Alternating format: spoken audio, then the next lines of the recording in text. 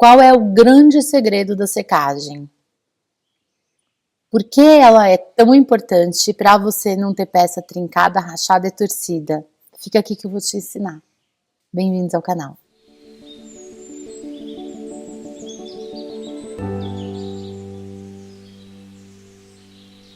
Depois do vídeo da semana passada, em que eu falei sobre o drywall, com um material excelente para secar, que é o material que eu mais uso, eu recebi muitas perguntas sobre como eu faço a secagem, quais as dicas, o que fazer para essa secagem dar tudo certo.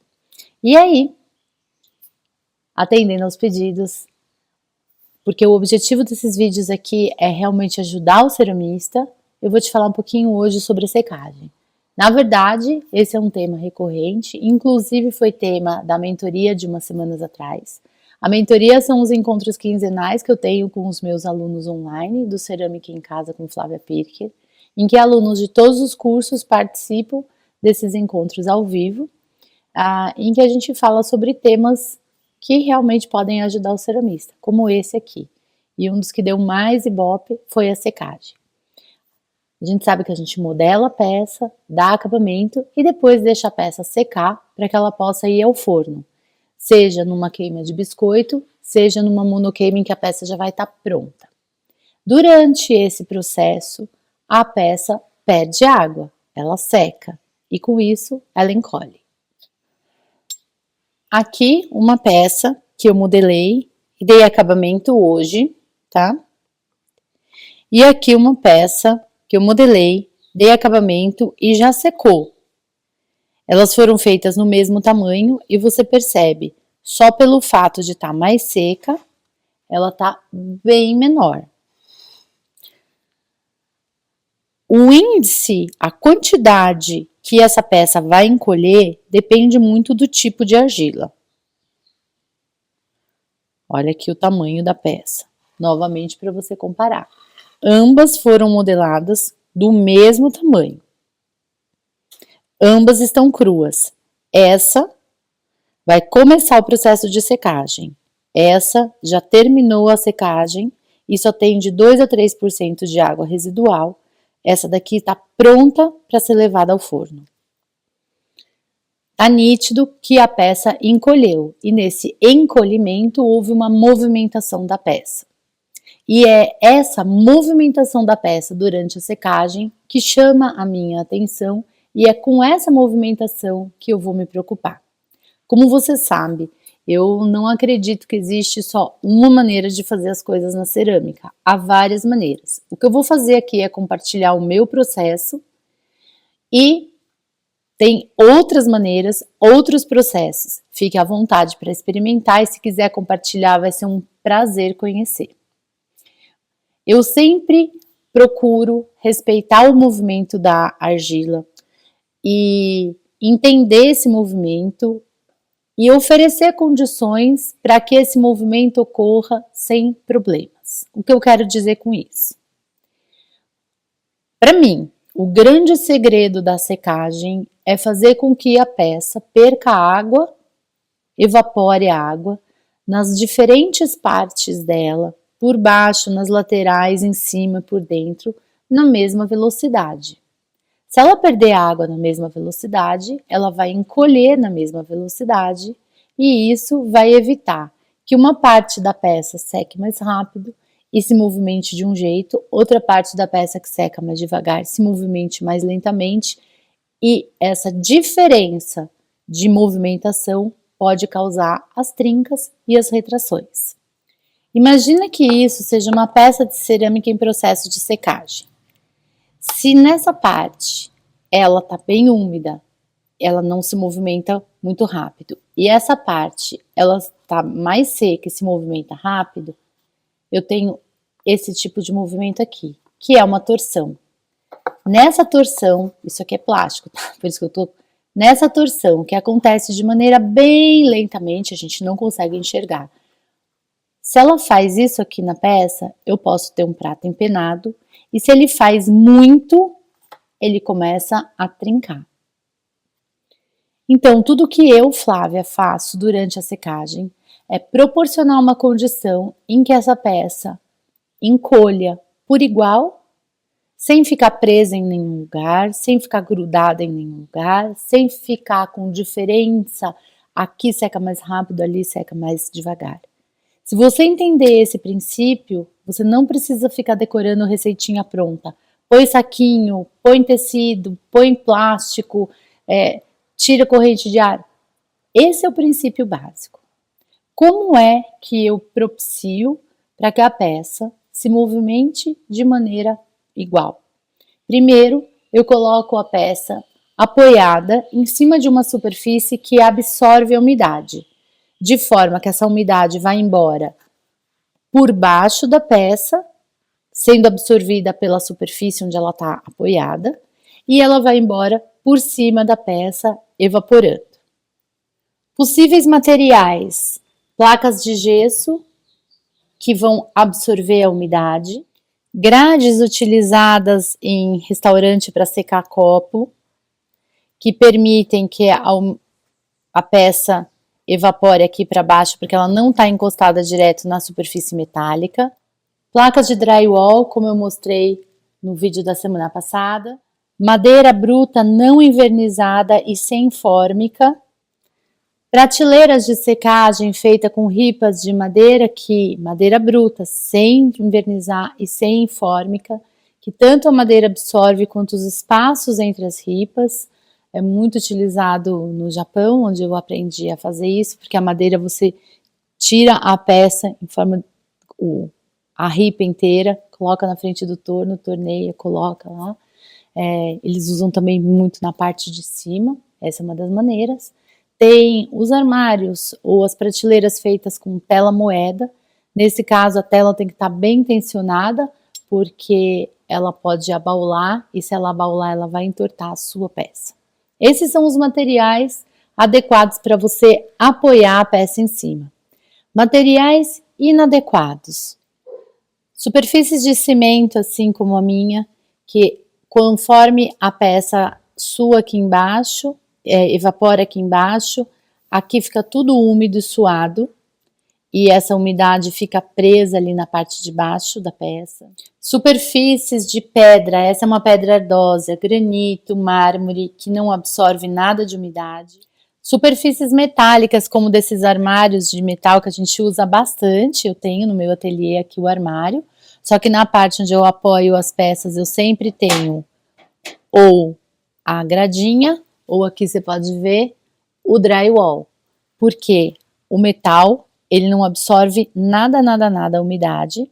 Madeiras envernizadas ou forradas com fórmica, superfícies plásticas, superfícies de vidro, todas essas superfícies que não absorvem a umidade não são adequadas. E eu também não recomendo o uso de MDF, como eu mostrei no vídeo da semana passada. O MDF, conforme vai ficando úmido, olha como ele empena. Se você apoiar a peça aqui, a peça vai ficar torta conforme a superfície que ela tá. O ideal é que seja uma superfície que não empena e que absorve bem a umidade.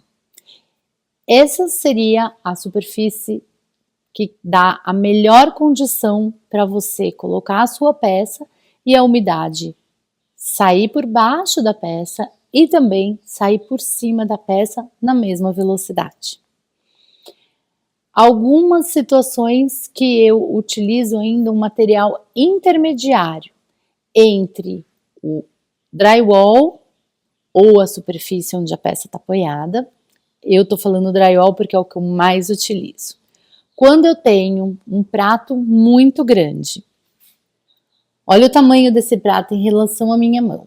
Esse prato é bem grande. Quando eu apoio aqui e o prato está úmido, a chance desse pedacinho aqui, que está úmido, grudar nessa parte acartonada do prato é muito grande.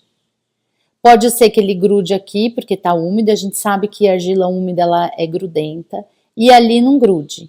Se ele começar a secar essa parte que está grudada, ela gera uma tensão, porque aquela parte que não está grudada, ela começa a se mexer, e essa parte grudada não se mexe.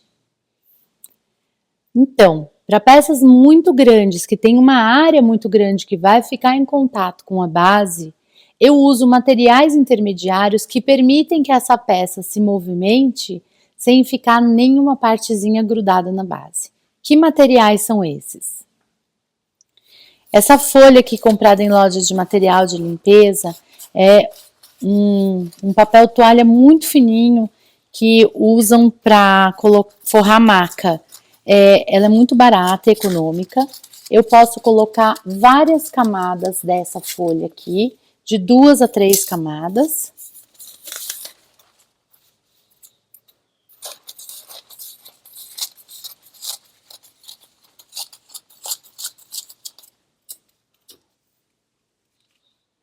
Por que que eu coloco várias camadas? Porque ao apoiar a peça aqui, eu estou usando uma peça menor para caber na câmera e eu conseguir manusear para explicar para você. A área que tem aqui, que está úmida, se grudar no papel, ela vai grudar na primeira ou na segunda camada de papel.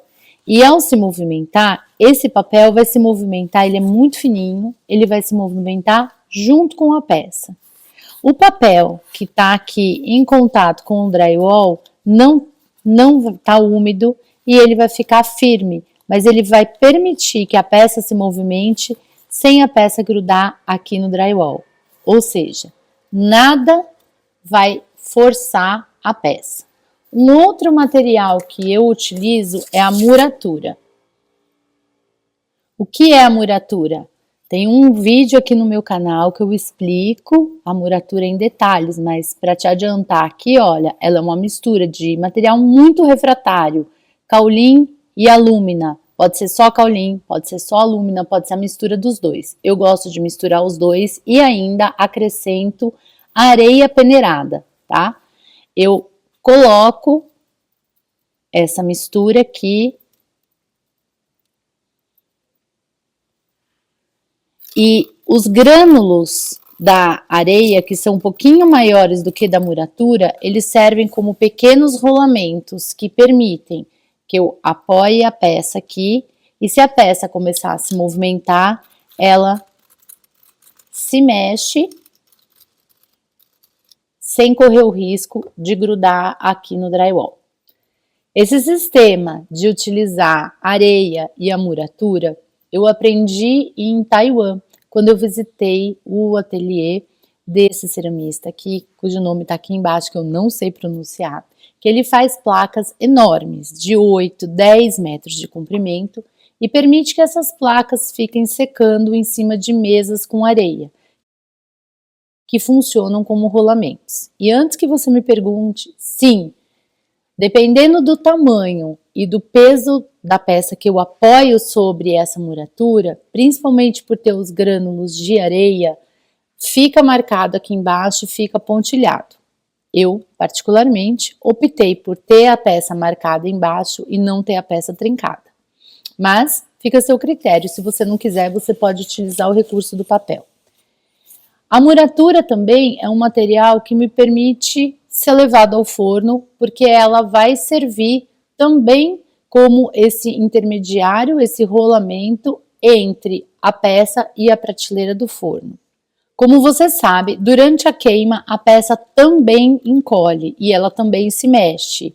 E pelo mesmo princípio de não ter um pedaço da peça grudado na prateleira do forno e o outro não grudado, a muratura ela permite que a peça se movimente durante a queima.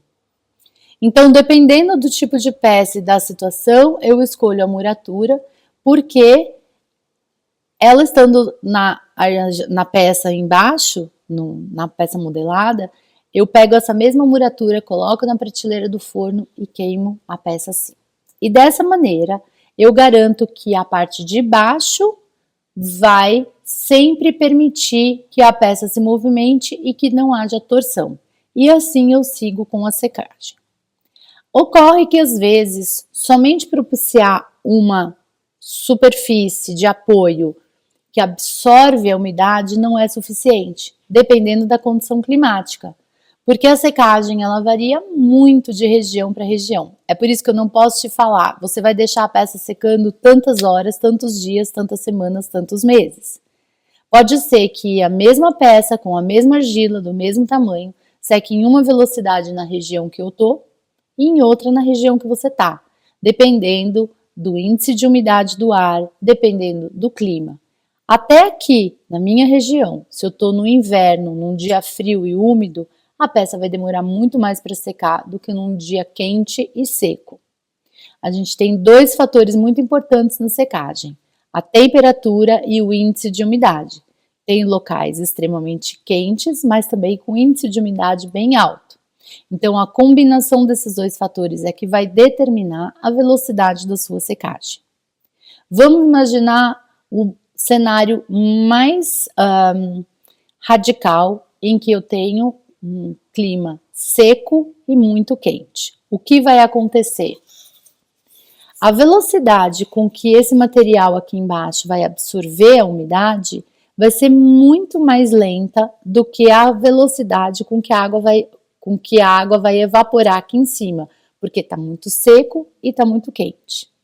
Então, quando isso acontece, ou quando a peça é muito grande e eu quero que tudo vá bem lentamente, para não ter risco da peça se movimentar, e quanto maior a peça, maior a movimentação, ela é mais prejudicial ainda, aí sim eu uso o recurso de cobrir a peça. Como eu faço essa cobertura? A cobertura tem o objetivo de retardar a velocidade de secagem aqui em cima. E o melhor material que retarda a velocidade de secagem é um plástico. Um plástico que eu jogo assim em cima da peça. Se eu quero que a peça não seque por completo, eu posso colocar numa caixa hermeticamente fechada ou então colocar a peça dentro do plástico e fechar o plástico. Mas aqui eu estou falando sobre secar. O que vai acontecer quando eu coloco esse plástico aqui? Ele vai segurar a umidade ali dentro, mas ele não impede que a água evapore. Ou seja, o vapor vai subir, vai bater no plástico, vai condensar e vai pingar de volta na peça. Eu não quero que isso aconteça. Por isso, eu costumo usar um material intermediário, que pode ser uma folha de papel absorvente, uma folha de jornal, que agora está cada vez mais difícil a gente encontrar jornal, ou um tecido bem fininho, que não vai exercer nenhuma pressão, dependendo da espessura da peça, ele pode até estragar a peça. Então, eu coloco esse material absorvente e cubro com o plástico. O vapor vai subir, vai bater no plástico, condensar e cair nesse material intermediário que vai difundir a umidade por igual, evitando que os pingos caiam no meio, causando trincas, ou caiam nas bordas, causando aquele carcomido das bordas. E assim eu consigo deixar a secagem mais lenta, sem o risco de danificar a peça. Uma outra intervenção muito comum para a gente propiciar que uma parte da peça seque na mesma velocidade que a outra é virar a peça de cabeça para baixo quando nós temos peças altas. Por quê? Quando eu apoio aqui na base e também pela quantidade de argila que é o fundo da peça, é natural que essa parte inferior seque mais lentamente do que a parte superior. Todas as áreas finas da peça vão secar mais rápido, as bocas, as bordas. Então, às vezes a gente até consegue enxergar, dependendo do tipo de argila, que aqui está secando mais rápido porque ela fica mais clara e aqui ela fica mais escura. É muito natural a gente virar a peça de cabeça para baixo.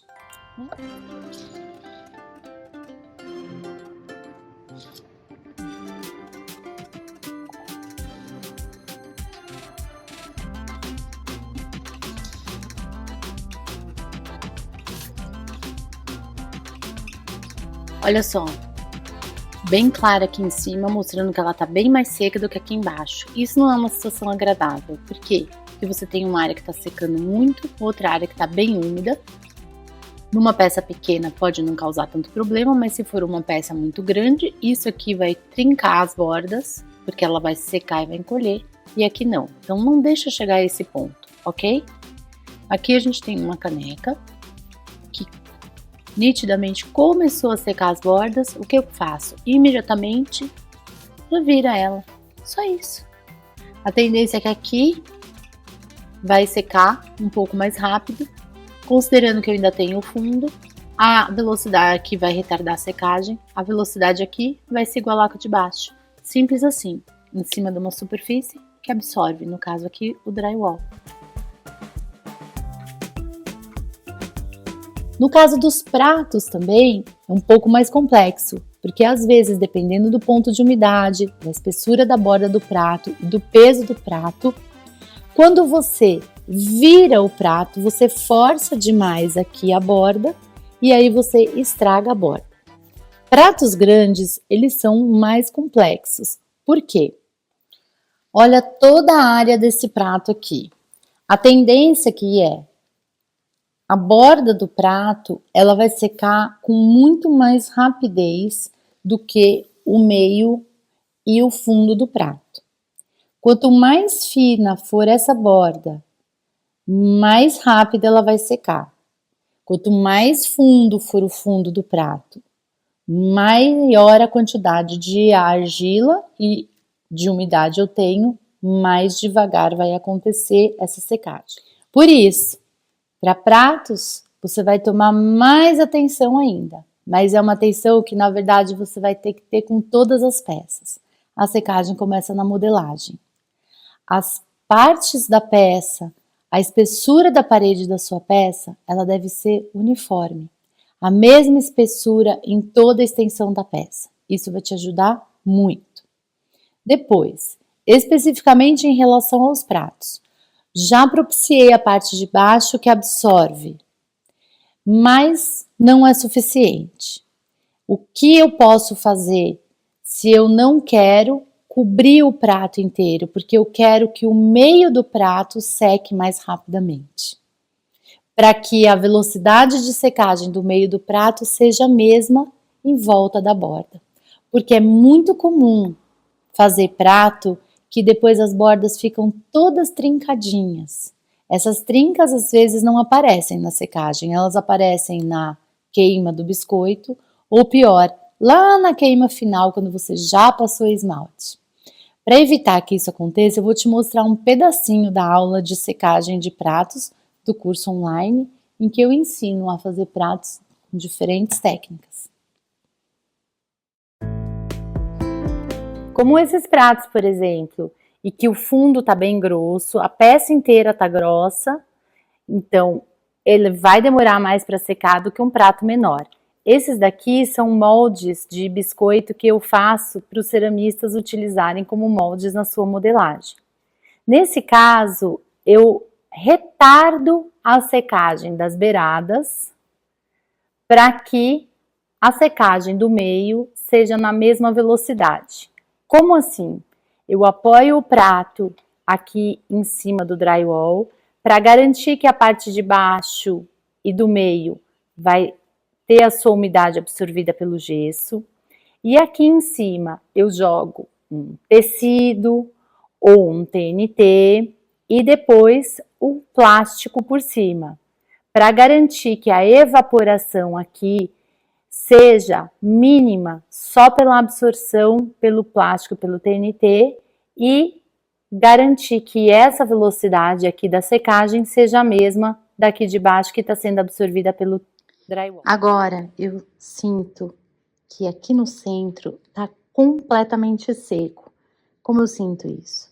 Eu ponho a mão e ele não está gelado, ou seja, não está trocando umidade com o ambiente. Então, eu vou liberar as laterais e dessa maneira eu tenho uma secagem que foi lenta aqui fora, para ela se igualar em velocidade que é lenta aqui no meio também. E agora o prato inteiro tá seco, sem empenar